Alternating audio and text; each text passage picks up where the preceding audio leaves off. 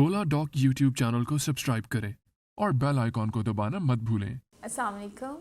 मेरा नाम आमना इफ्तिखार है और मैं एक माहिर नफ्सियात हूँ, या जिसको हम क्लिनिकल साइकोलॉजिस्ट भी बोलते हैं। और इस शोबे में काम करते हुए मुझे पिछले 12 साल का अरसा हो गया, जिसमें हम डिफरेंट साइकोलॉजिकल इश्यूज़ जो होते हैं उसकी असेसमेंट एंड ट्रीटमेंट और मैनेजमेंट की सर्विसेज प्रोवाइड करते हैं। Currently I am working at rainbow obesity and eating disorder centre, जहाँ पर हम eating disorders, child developmental disorders and the psychological issues उनकी ट्रीटमेंट सर्विसेज दे रहे होते हैं। आज इस वीडियो में हम बात करेंगे ख़ास तौर पर उन पेरेंट्स के साथ, और जो हमारी एक वल्नरेबल टीन एज होती है, जो कि बच्चे 12 साल की उम्र से लेकर 18 या 19 साल की उम्र तक होते हैं, उनके जो साइकोलॉजिकल इश्यूज़ होते हैं, उनके जो अटैचमेंट इश्यूज़ होते हैं, और किस तरह से आपकी अफिक्शन लीडिंग टूवर्ड द हरासमेंट उसमें कन्वर्ट होती है।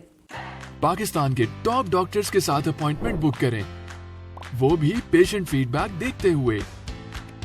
लाखों लोगों की तरह पाकिस्तान के सबसे बड़े डॉक्टर नेटवर्क का फायदा उठाएं और आज ही ओला डॉक ऐप डाउनलोड करें। ओला डॉक, डॉक्टर का अपॉइंटमेंट आसानी से। जैसा कि देखा ये गया है कि ड्यूरिंग द कोविड बहुत सारे लाइफस्टाइल चेंजेस आए हैं, और उसी लाइफस्टाइल चेंजेस में एक चीज़ जो at the top most I है वो है excessive use of gadgets, excessive use of screen, excessive use of social media platforms. अब इसमें मैं इस वीडियो के थ्रू एक डिफरेंस क्रिएट करना चाह रही हूँ, और ख़ास तौर पर बच्चों के साथ मैं बात करूँगी, और उनके पेरेंट्स के लिए ये मैसेज होगा कि first of all you need to know about कि अफिक्शन क्या होती है एंड हरासमेंट क्या होती है। और अगर आपका बच्चा किसी ऐसे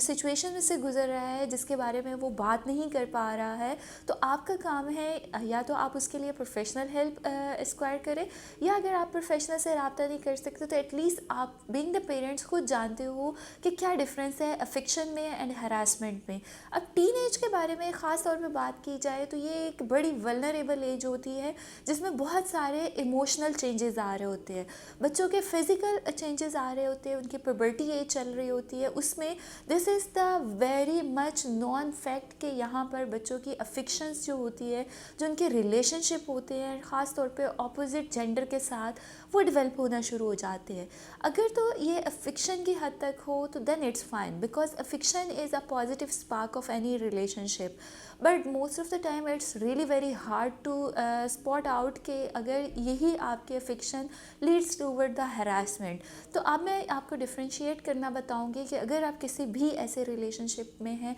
या आपका बच्चा किसी भी ऐसे अटैचमेंट में है, अफिक्शन में है, तो must teach them, must identify the early warning sign of the harassment.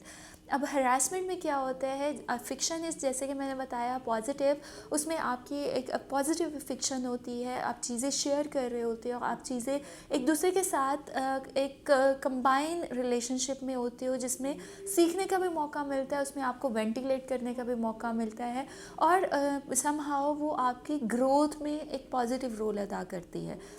जब इस तरह के रिलेशनशिप थोड़े प्रोलॉन्ग होते हैं, या कुछ ऐसे केसेस होते हैं जिसमें हरासमेंट की तरफ ये लीड कर रहे होते हैं, तो उसमें पहली चीज़ पॉइंट आउट करें कि अगर आप किसी ऐसे ग्रुप ऑफ पीपल के साथ तो नहीं है, या किसी ऐसे फ्रेंड्स के साथ तो नहीं है जो आपकी छोटी छोटी बातों से जेलस होना शुरू हो जाता है, तो हरासमेंट की एक फॉर्म आपके रिलेशनशिप में अफिक्शन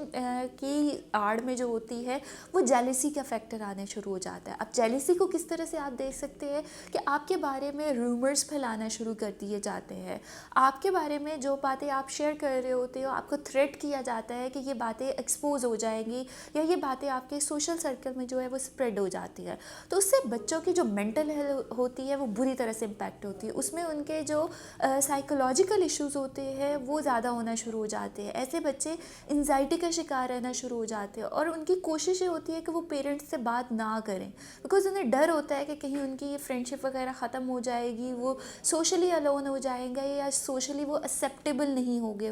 दोबारा वापस अपनी एज ग्रुप में। देन इसका एक बहुत विजिबल जो डिफरेंस है या इसका जो साइन है वो ये होता है कि ये वो लोग होते हैं कि अगर आप अपने फ्रेंड्स उनके अलावा बनाना शुरू करें या उनके अलावा आप किसी से बातचीत शुरू करें तो ये इतने इनसिक्योर होते हैं कि वो आपको थ्रेट्स करना शुरू कर देते हैं कि इफ़ यू लीव देम, अगर आप उनको छोड़ के जाते हैं तो वो अपने आप को नुकसान पहुंचा लेंगे या वो कोई ऐसा एक्ट करेंगे जिसकी वजह से आपके बारे में भी बात की जाएगी। तो यहाँ पर ये चीज़ समझे कि जब एक हेल्दी रिलेशनशिप स्टार्ट होता है तो देयर आर चांसेस कि वो it lead toward the unhealthy relationship जिसको अब्यूज़ की तरफ या हरासमेंट की तरफ भी लेकर जाया जा सकता है। तो being the parents this is your responsibility कि आप अपने बच्चे की हर हरकत पे नज़र रखें, आप अपने बच्चों के साथ कम्युनिकेट करें। कम्युनिकेशन गैप की वजह से बहुत सारे बच्चे जो होते हैं वो स्पाइल होना शुरू हो जाते हैं, वो ऐसे गलत लोगों के साथ उनकी कंपनी स्टार्ट हो जाती है जो कि उनको मिसयूज़ करना शुरू कर देते हैं। डिजिटल दौर है, इसमें बहुत सारे ऐसे केसेस मैंने देखे हैं जिसमें बच्चे शुरू में फ्रेंडशिप उनकी डेवलप होती है और कॉन्शियसली वो आपसे आपकी फैमिली के बारे में बात करते हैं, आपके फैमिली से के रिलेटेड इन्फॉर्मेशन लेते हैं, आप पिक्चर्स शेयर कर देते हैं और बाद में वही इन्फॉर्मेशन या वही डेटा या वही पिक्चर्स जो होती है वो as the source of threat use की जाती है कि be in that relation, be in that social group. तो कोशिश करें कि अपने बच्चों की अगर आप ऑनलाइन उनको गेम्स के लिए अलाउ कर रहे हैं या उनकी कोई ऐसी फ्रेंडशिप सर्कल है तो आप ज़रूर उसका हिस्सा बने, not being the parent but being the facilitator, being the आप उनके फ्रेंड उनको ज्वाइन करें, उनको कुछ बाउंड्रीज सेट करना सिखाएं ताकि हम किसी भी मिसहैप से बच सके या अपने बच्चों को बचा सके। तो hopefully this video is giving you the more information to make a difference between fiction and between the harassment to avoid the sexual abuse issues. Thank you so much.